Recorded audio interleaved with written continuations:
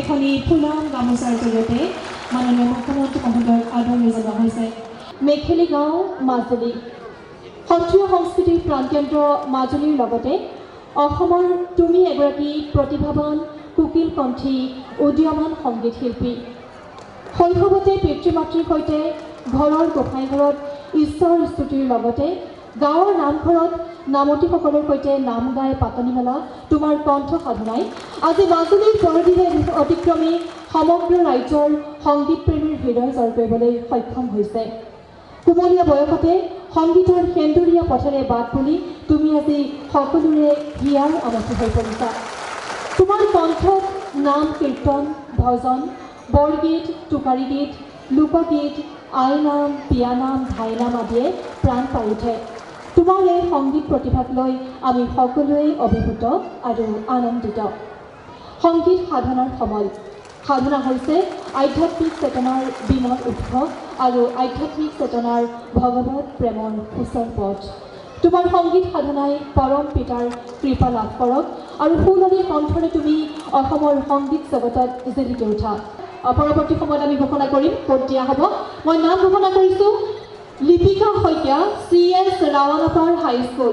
মই মঞ্চলৈ আহিবলৈ অনুৰোধ জনাইছোঁ লিপিকা শইকীয়া আৰু ভাগ্যশ্ৰী নাথ আইলেণ্ড একাডেমীৰ তৰফৰ পৰা মই আমন্ত্ৰণ জনাইছোঁ মঞ্চলৈ দৰ্শনা বৰা ভাগ্যশ্ৰী নাথ আৰু প্ৰণামিকা দত্ত।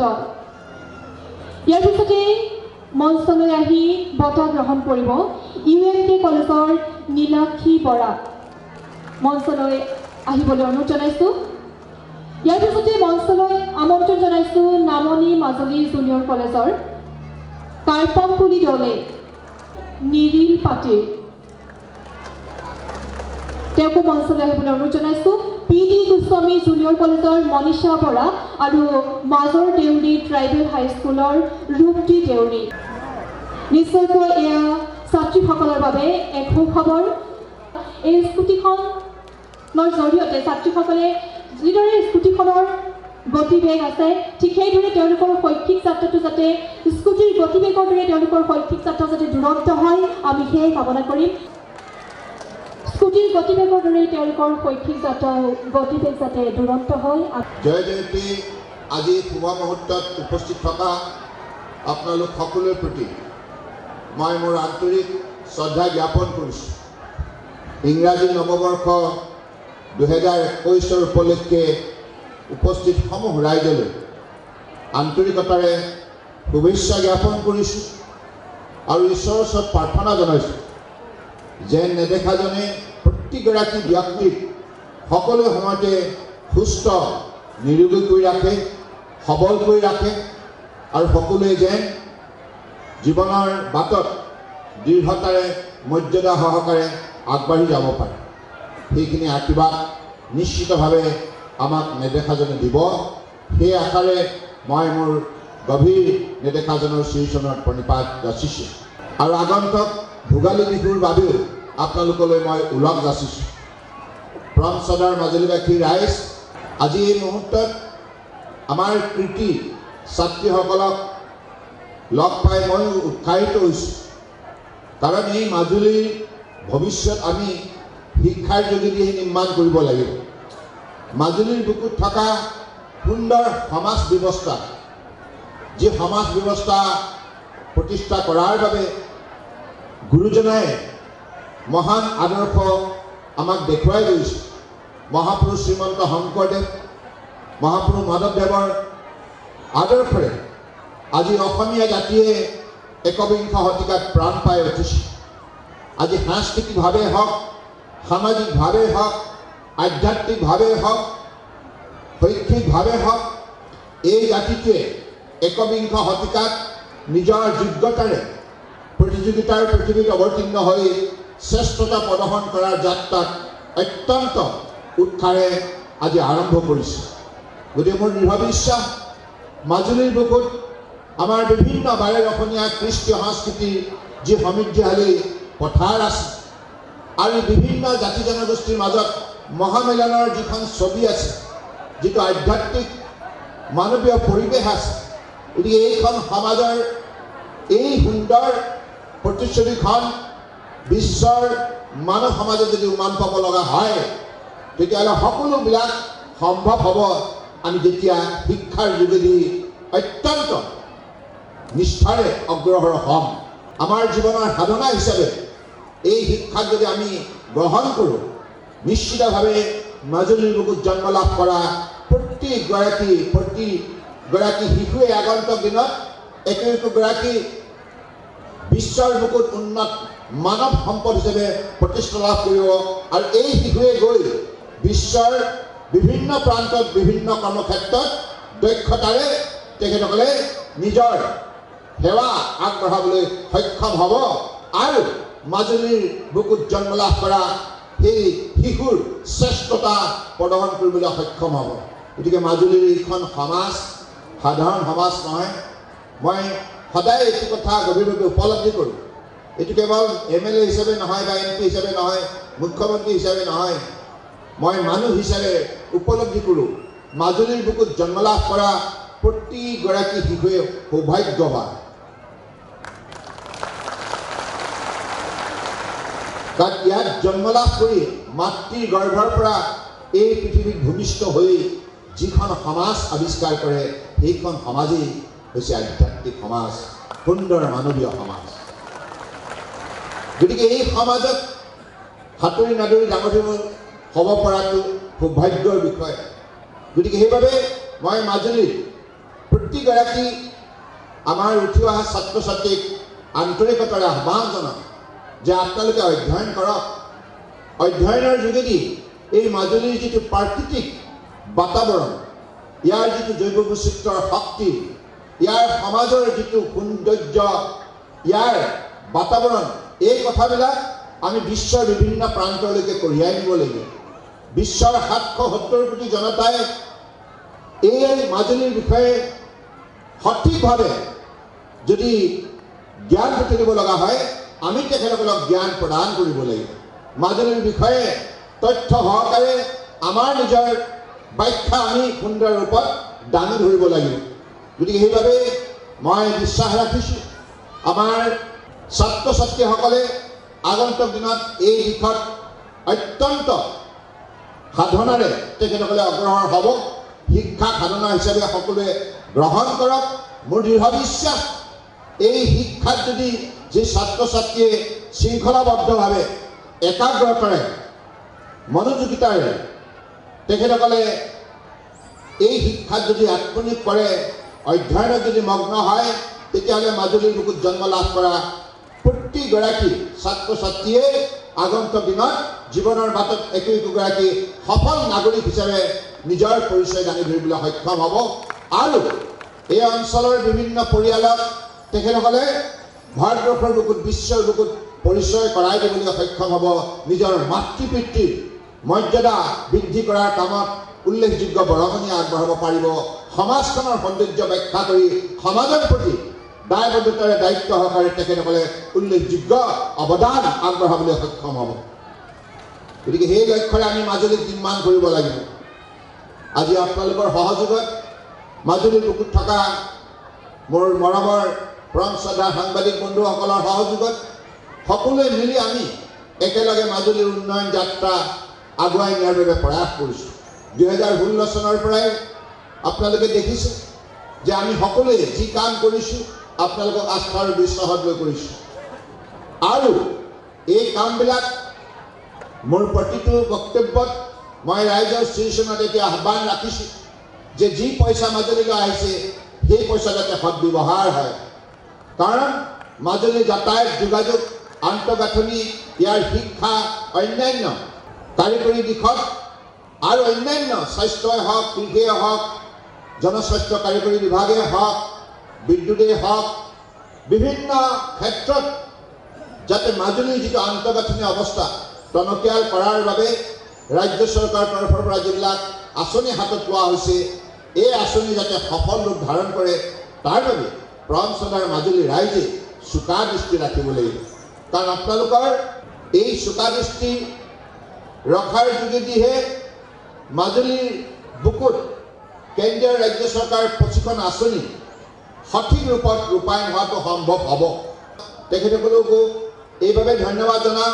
যোৱা 4.5 বছৰ তেখেতসকলে আমাৰ কাম কাজৰ ওপৰত চোকা দৃষ্টি ৰাখি তেখেতসকলে গঠনমূলক সমালোচনা বিভিন্ন সময়ত আগবঢ়াই আমাৰ দৃষ্টি আকৰ্ষণ কৰিবলৈ তেখেতসকলে আন্তৰিকতাৰে প্ৰয়াস কৰি আহিছে আৰু ফলত আমি মিলিত প্ৰচেষ্টাৰে আজি মাজুলীক এটা পৰ্যায়লৈ আনিবলৈ সক্ষম হৈছোঁ। আগন্তুক দিনত মাজুলীক লৈ আৰু বহু আঁচনি আছে, সেইবিলাক মনত থকা কথা আজি দিনটোত ব্যক্ত কৰা উচিত নহয়। কিন্তু এটা কথাই স্পষ্ট, অসমৰ বৰাক ব্ৰহ্মপুত্ৰ পাহাৰ ভৈয়াম আমাৰ 36খন জিলাত বসবাস কৰা প্ৰতিটো জাতি জনগোষ্ঠী ভাষা ভাষী ধৰ্মাৱলী লোকৰ মাজত যাতে সকলো সময়তে সদ্ভাৱনা আন্তৰিকতা গঢ় লৈ উঠে আৰু সকলোৰে প্ৰচেষ্টাত যাতে অসমৰ বুকুত স্থায়ী শান্তি প্ৰতিষ্ঠা হয়, ইয়াৰ বাবে বিজেপি নেতৃত্বাধীন মিত্ৰজোঁট চৰকাৰখনে অত্যন্ত শ্ৰদ্ধা সহকাৰে কাম কৰি আহিছে। আপোনালোকেও দেখিছে আজি বিজেপি নেতৃত্বাধীন মিত্ৰজোঁট চৰকাৰ, যিখন চৰকাৰ আমাৰ অসম গণ পৰিষদ সন্মিলিত গণশক্তি বড়ো কাৰ্বি ডিমাচা ৰাভা গাৰো সকলোৱে মিলিত প্ৰচেষ্টাত যিখন চৰকাৰ গঠন কৰা হৈছে, এইখন চৰকাৰে যোৱা 4.5 বছৰ মাননীয় প্ৰধানমন্ত্ৰী নৰেন্দ্ৰ মোদী ডাঙৰীয়াৰ যি সাৰ্বজনীন নীতি, গণতান্ত্ৰিক নীতি, মানৱীয় নীতি, সবকা সাথ সবকা বিকাশ সবকা বিশ্বাস, এই নীতিৰ দ্বাৰা আমি অসমৰ বুকুত সকলো মানুহৰ মাজত সদ্ভাৱনা আন্তৰিকতা গঢ় দিয়াৰ উদ্দেশ্যে সকলোৰে প্ৰতি সমমৰ্যাদা ৰাখি সকলোৰে সমন্বয়ৰ বাবে আমি কাম কৰি আহিছোঁ। আমি এটা জনগোষ্ঠীকো বাদ দিয়া নাই। সৰু বৰ সংখ্যাত কম হ'লেও তাকৰ হ'লেও সেই জনগোষ্ঠীটো পৰম্পৰাগত তেখেতসকলৰ মূল্যবোধ, তেখেতসকলৰ লোকবিশ্বাস, তেখেতসকলৰ বিভিন্ন পদ্ধতি, তেখেতসকলৰ যিবিলাক প্ৰবাদ পুৰুষ সকলোকে ৰাজ্য চৰকাৰখনে আন্তৰিকতাৰে আঁকোৱালি লৈছে। ৰাজ্যিক পৰ্যায়ত অনুষ্ঠান পাতি সেই প্ৰবাদ পুৰুষসকলৰ নামত আমি বিভিন্ন ধৰণে বঁটা প্ৰৱৰ্তন কৰিছোঁ। লক্ষ্য হৈছে সমন্বয়, লক্ষ্য হৈছে শান্তি, লক্ষ্য হৈছে বন্ধুত্ব আৰু ভাতৃত্ববোধ। কাৰণ মহাপুৰুষ শ্ৰীমন্ত শংকৰদেৱে তেখেতৰ বাৰম্বাৰ সমন্বয়ৰ যোগেদি সমাজ শক্তিশালী কৰাৰ বাবে আমাক তেখেতে ভক্তিৰস পান কৰাবৰ বাবে তেখেতে প্ৰয়াস কৰিছিল আৰু সেই ভক্তিৰস আমাক প্ৰদান কৰি গৈছে। আমি আগন্তুক দিনত আমাৰ সমাজখনত ভক্তিভাৱেৰে এজনে আন এজনক আন্তৰিকতাৰে আঁকোৱালি লৈ এই সমাজৰ যি শক্তি মজুত আছে এই শক্তিক উজ্জীৱিত কৰি তুলিব লাগিব কঠোৰ পৰিশ্ৰমৰ দ্বাৰা। গতিকে মাজুলীৰ আমাৰ ভৱিষ্যতৰ বংশধৰসকলে, আমাৰ উঠি অহা ছাত্ৰ ছাত্ৰীসকলে এই কথা মনত ৰাখিব লাগিব। আজি যুগটো প্ৰতিযোগিতাৰ, এই প্ৰতিযোগিতাৰ যুগত আমি সকলোৱে আমাৰ শ্ৰেষ্ঠতা প্ৰদৰ্শন কৰিবৰ বাবে আমি নিজক প্ৰস্তুত কৰিব লাগিব আৰু সেইবাবে কঠোৰ পৰিশ্ৰমৰ যোগেদিহে অধ্যয়নৰ যোগেদিহে নিজৰ ব্যক্তিত্ব শক্তিশালীৰ ওপৰত গঢ় দিয়াটো সম্ভৱ। এই কথা আমি সকলোৱে মনত ৰাখিব লাগিব। ছাত্ৰ ছাত্ৰীসকলে দুই মহাশক্তি সমাজৰ পৰম সদাৰ শিক্ষক শিক্ষয়িত্ৰী আৰু নিজৰ মাতৃ পিতৃ অভিভাৱক তেখেতসকলৰ প্ৰতি সদায় শ্ৰদ্ধাশীল হৈ ভক্তিভাৱেৰে তেখেতসকলৰ পৰা শিক্ষা গ্ৰহণ কৰিব লাগিব আৰু মাতৃ পিতৃৰ পৰা নীতি শিক্ষা গ্ৰহণ কৰি আগন্তুক দিনত সমাজত এগৰাকী আদৰ্শ ব্যক্তি হিচাপে নিজক প্ৰতিষ্ঠা কৰাৰ বাবে প্ৰয়াস কৰিব লাগিব, চেষ্টা চলাব লাগিব, কষ্ট কৰিব লাগিব। গতিকে মই ভাবোঁ মাজুলীৰ সমাজখনত আজি সেই উঠি অহা প্ৰজন্মই এই কথাবিলাক মনত ৰাখি নিজৰ ভৱিষ্যত গঢ় দিয়াৰ প্ৰয়াস কৰিব। আজি স্কুটিখন যিসকল প্ৰথম বিভাগত উত্তীৰ্ণ হৈছে সেই ছাত্ৰী ছাত্ৰীসকলক দিয়া হৈছে। ভৱিষ্যতৰ দিনত আমি নিশ্চিতভাৱে ছাত্ৰসকলৰ বাবেও এনেধৰণৰ আঁচনি আমি আৰম্ভ কৰিম। গতিকে সেইবাবে আমাৰ যিসকল ছাত্ৰীয়ে আজি এই ৰঙা স্কুটিখন পাবলৈ সক্ষম হ'ল, এই স্কুটিখনে যলৈকে যাব সেই ঠাইতে সফলতাৰ বতৰা কঢ়িয়াই লৈ যাব। অৰ্থাৎ অন্যান্য ছাত্ৰ ছাত্ৰীসকলকো কষ্ট কৰি অধ্যয়ন কৰি যাতে তেখেতসকলে ভাল ফলাফল দেখাব পাৰে বিভিন্ন পৰীক্ষাত, তাৰ বাবে উৎসাহিত কৰিব। গতিকে মই বিশ্বাস ৰাখিছোঁ এই স্কুটিখন আজি যিসকল ছাত্ৰীক দিয়া হৈছে এই ছাত্ৰীসকলে প্ৰথমতে স্কুটিখন চলোৱাৰ বাবে আপোনালোকে অভ্যাসটো কৰি ল'ব লাগিব। তাৰ বাবে ইয়াত পৰিবহণ বিভাগৰ সৈতে যোগাযোগ কৰিব, ভালদৰে শিকি ল'ব, হেলমেট পিন্ধিব আৰু ৰাস্তাৰ নিয়ম নীতিবিলাক মানিব আৰু অতিমাত্ৰা স্পীডত আপোনালোকে স্কুটিখন নচলাব।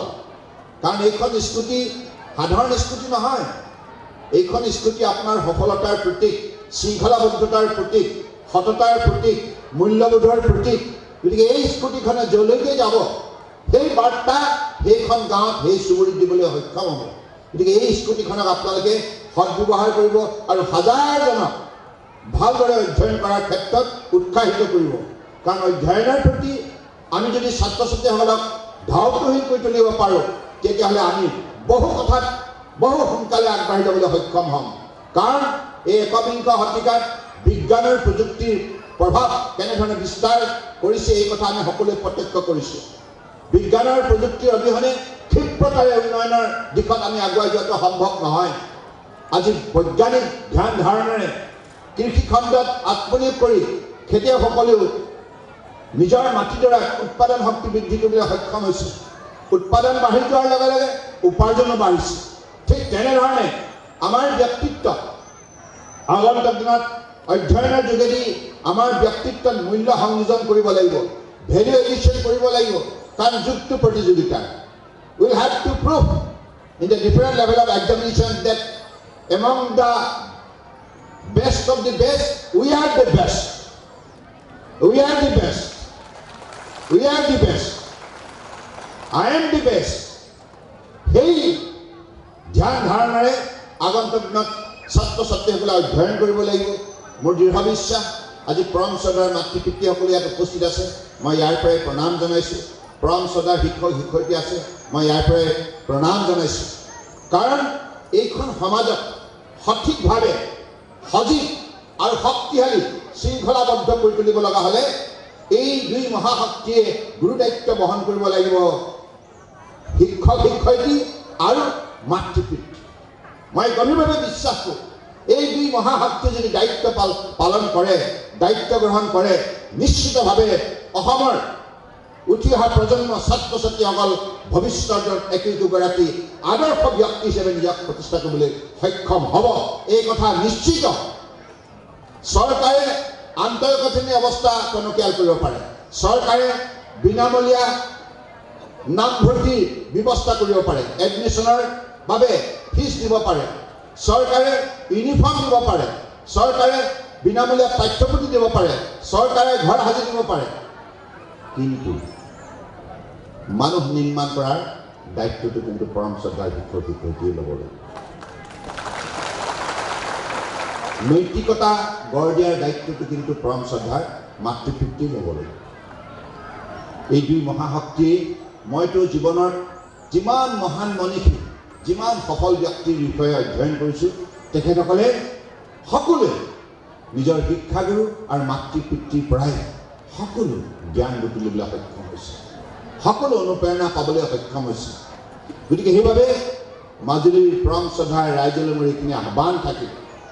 আজি 2021 আমি চাওঁতে চাওঁতে সময়বিলাক ইমান সোনকালে বাগৰি গৈছে।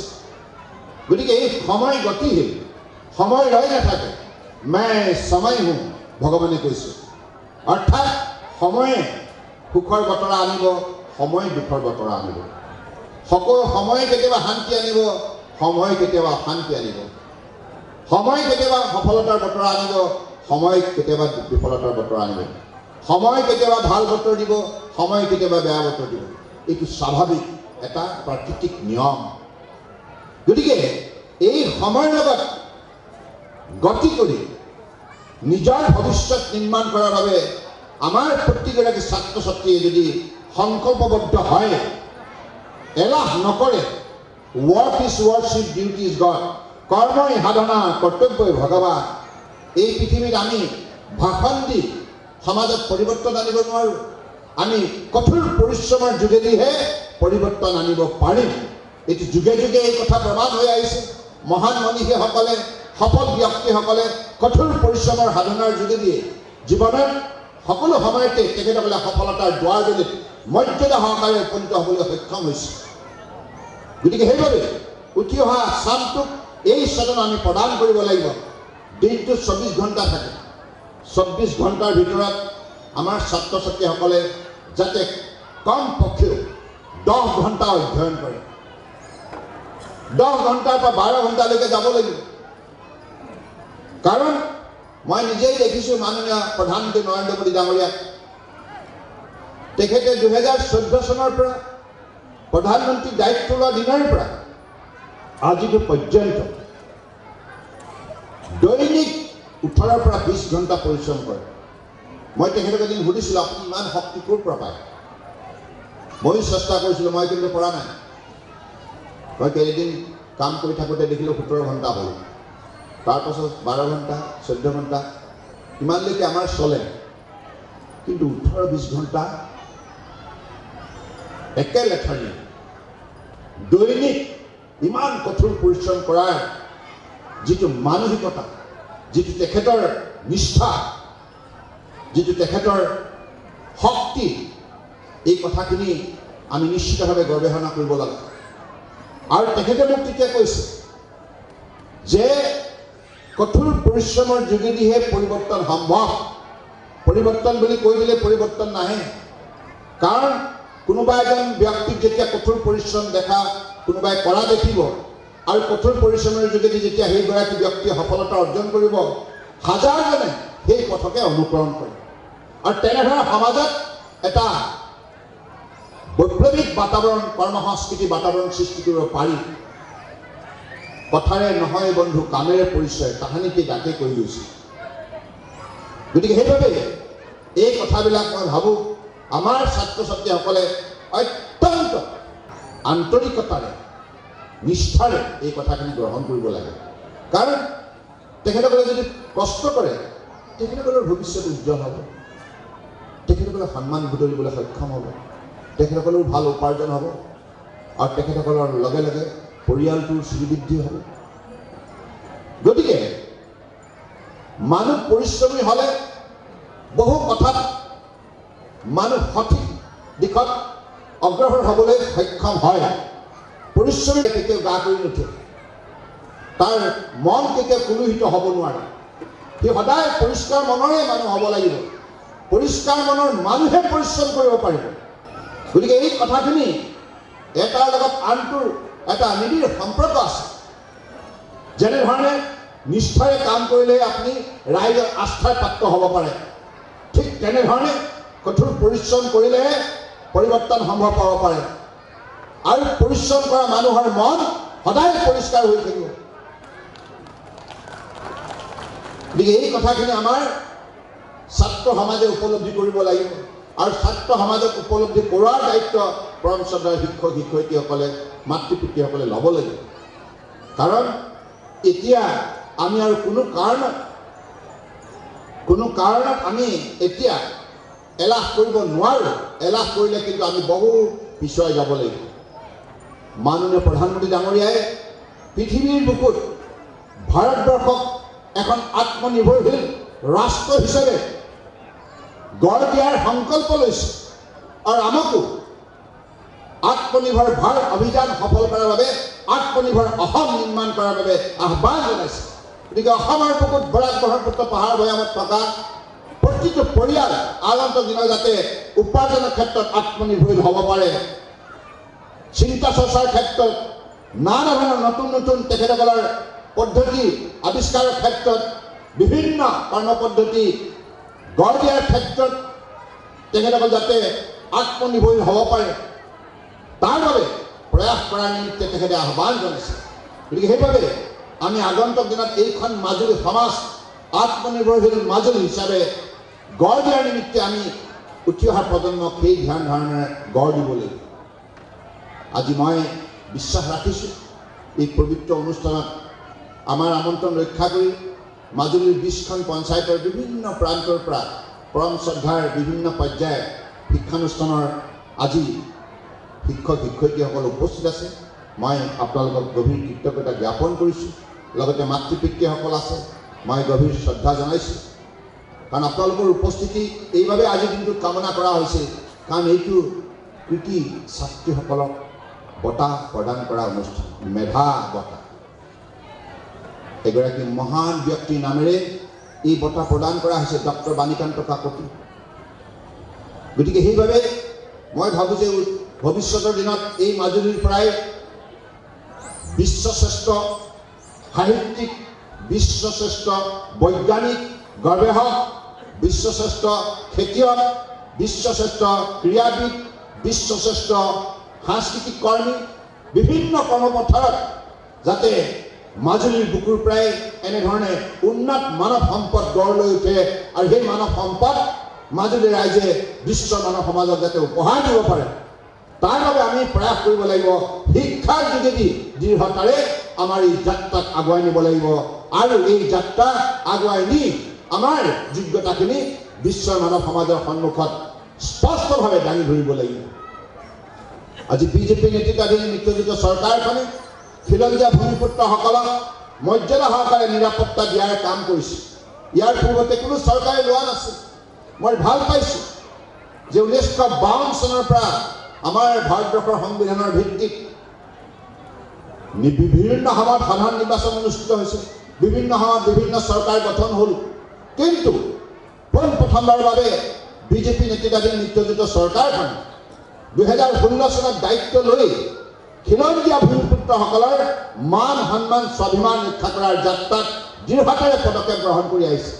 আপোনালোকে জানে অতদিনে অসমৰ মাটিবিলাক জৰীপ হোৱা নাছিল, ছাৰ্ভে কৰা নাছিল পূৰ্বৰ চৰকাৰে, ফলত লাখ লাখ খিলঞ্জীয়া ভূমিপুত্ৰৰ লোকে মাটিৰ পট্টা পোৱাৰ পৰা বঞ্চিত হৈ আহিছিল। এইখন চৰকাৰে কম সময়ৰ ভিতৰত জৰীপ ব্যৱস্থা আৰম্ভ কৰি মাজুলীৰ বুকুতো সেই কাম আৰম্ভ কৰি আজি আপোনালোকে নিজেই দেখিছে যে প্ৰথম পৰ্যায়ত আমি 1,10,000 খিলঞ্জীয়া ভূমিপুত্ৰৰ হাতত বৰাক ব্ৰহ্মপুত্ৰ আমি মাটিৰ পট্টা তুলি দিবলৈ সক্ষম হ'লোঁ আৰু এই জানুৱাৰী মাহতে আৰু 1 লাখ মাটিৰ পট্টা আমি খিলঞ্জীয়া ভূমিপুত্ৰৰ হাতত তুলি দিম। লক্ষ্য হ'ব যে আমাৰ মাটি, আমাৰ অসম, আমাৰ মাটি, আমাৰ অধিকাৰ, আমাৰ অসম, আমাৰ মাটি, আমাৰ অধিকাৰ। এই অধিকাৰ সাব্যস্ত কৰাত যদি কোনোবা চৰকাৰে অত্যন্ত নিষ্ঠা সহকাৰে দায়িত্ব ল'ব পাৰে, সেই চৰকাৰে হৈছে বিজেপি চৰকাৰ। আৰু আমাৰ চৰকাৰ দিনতে প্ৰতিটো জনগোষ্ঠীৰ মাটি ভেটি সুৰক্ষিত কৰা, কৃষ্টি সংস্কৃতি, ভাষা সাহিত্য ঐতিহ্য সংৰক্ষণ কৰা, উন্নতি সাধন কৰাৰ কামত দৃষ্টান্তমূলকভাৱে পদক্ষেপ গ্ৰহণ কৰি আহিছে, যাৰ ফলত আজি অসমৰ প্ৰতিটো খিলঞ্জীয়া ভূমিপুত্ৰই বিজেপি চৰকাৰৰ কাৰ্যকালত সম্পূৰ্ণৰূপে সুৰক্ষিত। আজিকালি কিছুমান সংগঠনে কয় যে আমি বোলে খিলঞ্জীয়া ভূমিপুত্ৰক নিৰাপত্তা দিব পৰা নাই। কামে কাজে আজি আপোনালোকে যদি পৰ্যালোচনা কৰে তেতিয়াহ'লে দেখিব বিজেপি চৰকাৰৰ দিনতে আটাইতকৈ খিলঞ্জীয়া ভূমিপুত্ৰসকলক আটাইতকৈ নিষ্ঠাৰে আন্তৰিকতাৰে আঁকোৱালি লৈ চৰকাৰখনে ৰাইজৰ স্বাৰ্থতে দিনে নিশাই কাম কৰি আহিছে আৰু বিভিন্ন আঁচনিৰ যোগেদি আজি সমাজখনক সুৰক্ষিত কৰাৰ দৃষ্টান্তমূলক উদাহৰণ দাঙি ধৰিছে, পূৰ্বৰ কোনো চৰকাৰে কৰিব পৰা নাছিল। গতিকে পৰম শ্ৰদ্ধাৰ ৰাইজ, মই বিশ্বাস ৰাখিছোঁ যে আগন্তুক দিনত আপোনালোক সকলোৱে মিলিত প্ৰচেষ্টাৰে ঐক্যবদ্ধ হৈ থাকক। মাজুলীক আৰু আগুৱাই নিব লাগিব।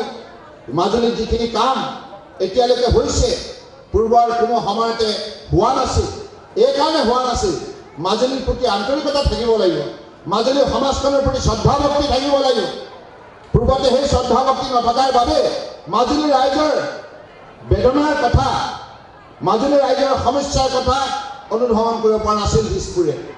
সেইবাবে এইখন চৰকাৰে কেৱল মাজুলীয়ে নহয়, সমগ্ৰ অসমৰ প্ৰতিখন জিলাকেই আজি উন্নয়নৰ ক্ষেত্ৰত আগুৱাই নিয়াৰ নিমিত্তে প্ৰয়াস কৰি আহিছে। গতিকে সেইবাবে মই বিশ্বাস ৰাখিছোঁ আগন্তুক নিশ্চিতভাৱে আপোনালোকৰ সকলোৰে সহযোগত আৰু আমি অধিক এইখন মাজুলীৰ সমাজত শক্তিশালী কৰাৰ যাত্ৰাত আগুৱাই যাবলৈ সক্ষম হ'ম। কেৱল এটাই কথা মই পুনৰ আহ্বান জনাইছোঁ, মিলা প্ৰীতি থাকিব, সকলো সময়ত মৰম চেনেহৰ মাজত থাকিব আৰু মাজুলীৰ সৌন্দৰ্য আৰু বৃদ্ধি পাব। মাজুলীৰ ওপৰত ভাৰতবৰ্ষৰ নালাগে, অসমৰ নালাগে, বিশ্বৰ বিভিন্ন প্ৰান্তৰ যিসকল মানুহে মাজুলীৰ কথা জানে অত্যন্ত হৃদয়ত শ্ৰদ্ধা আছে। এই অঞ্চলটো সদায় সুন্দৰ হৈ থকাটো বিচাৰে, সমাজখন ইমান সুন্দৰ আৰু ইয়াৰ প্ৰাকৃতিক বাতাবৰণটো সুৰক্ষিত হৈ থকাটো বিচাৰে। গতিকে সেইবাবে এই কথাটো আমি কিন্তু সকলোৱে মনত ৰাখিব লাগিব। মাজুলীৰ প্ৰাকৃতিক সৌন্দৰ্য যাতে কোনো কাৰণত বিনষ্ট নহয় তাৰ বাবে কিন্তু আমি সকলোৱে সমূহীয়াভাৱে দায়িত্ব ল'ব লাগিব।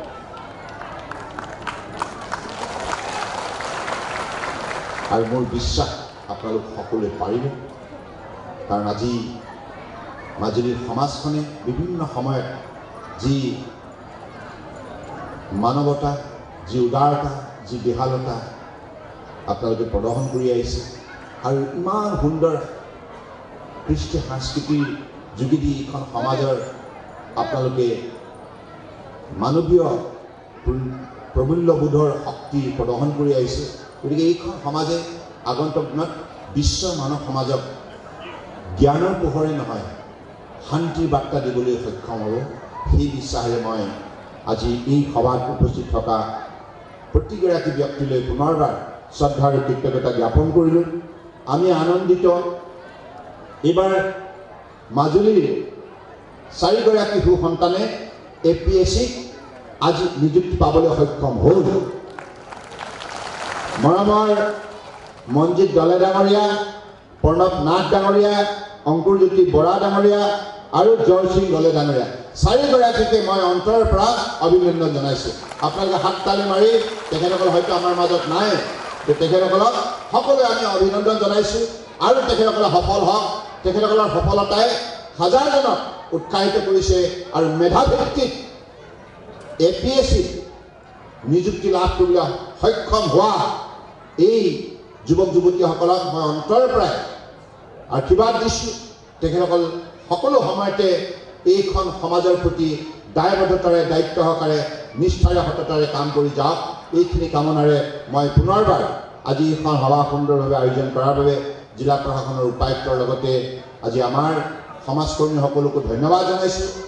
আৰু ৰাইজ আগন্তুক দিনত আপোনালোকে দিহা পৰামৰ্শ দি এইখন সমাজক, এই অভাজনক আগুৱাই নিব লাগিব আৰু মাজুলী ৰাইজৰ সহযোগিতাৰ বাবে এই অভাজনে যোৱা 4.5 বছৰ কাৰ্যকালত বৰাক ব্ৰহ্মপুত্ৰ পাহাৰ ভৈয়ামৰ মাজত সঘনাই মানুহৰ মাজত যোগাসূত্ৰ ৰাখিবলৈ মই সক্ষম হৈছোঁ কেৱল মাজুলী ৰাইজৰ সহযোগিতাৰ বাবে। কাৰণ আপোনালোকে মোক সেইখিনি সুবিধা প্ৰদান কৰিছে। অন্যথাই আপোনালোকে যদি বিধায়ক হিচাপে সকলো সময়তে আপোনালোকৰ মাজতে থকাটো বিচাৰিলে হয়, হয়তো মই আজি এইখিনি কাম অসমৰ বাবে সম্ভৱ কৰি তুলিব নোৱাৰিলোঁ হয়। গতিকে তাৰ বাবেও আপোনালোকে যোৱা 4.5 বছৰ মোক এনেধৰণে উৎসাহিত কৰি অসমৰ স্বাৰ্থত কাম কৰাৰ বাবে যিখিনি অনুপ্ৰেৰণা আপোনালোকে আগবঢ়ালে, সহযোগিতা আগবঢ়ালে, তাৰ বাবে সমবেতসমূহ ৰাইজলৈ, মাজুলীবাসী ৰাইজলৈ গভীৰ কৃতজ্ঞতা আৰু শ্ৰদ্ধা জ্ঞাপন কৰিছোঁ। আৰু আপোনালোক সকলোৰে সকলো সময়তে আপোনালোক নিৰোগী হৈ থাকক, স্বাস্থ্যৱান হৈ থাকক, আনন্দৰে থাকক, তাকেই কামনা কৰি মই মোৰ বক্তব্য সামৰিলোঁ। ধন্যবাদ। জয় অসম, জয় হিন্দ। ভণ্টিজনী ইমান সুন্দৰ গীত গায়, আমাৰ তুলিকাৰ গীত আপোনালোকে সকলোৱে শুনিছে। তুলিকাক আপোনালোকে আশীৰ্বাদ দিব দেই, আমি সকলোৱে আশীৰ্বাদ দিয়া উচিত। বহু বহু জীৱনৰ বাটত আগুৱাই যাওক। ইমান সুন্দৰ গীত গায়। আজি ভূপেনদাৰ গীত যিটো গালে, সঁচাই মই অত্যন্ত আনন্দিত বা গৌৰৱান্বিত যে মাজুলীৰ এগৰাকী আজি ছাত্ৰীয়ে কম বয়সতে এইখিনি সফলতা অৰ্জন কৰিবলৈ সক্ষম হৈছে আৰু ইমান সাধনা ইমান নিষ্ঠা মই দেখি সঁচাই আনন্দিত হৈছোঁ। মই অন্তৰৰ পৰাই তুলিকাৰ প্ৰতি মই আন্তৰিকতাৰে শুভেচ্ছা আৰু আশীৰ্বাদ জনাইছোঁ। জীৱনৰ বাটত সফলতাৰে আগুৱাই যাওক তাকেই কামনা কৰি মই মোৰ বক্তব্য সামৰিলোঁ। ধন্যবাদ। জয় অসম, জয় হিন্দ।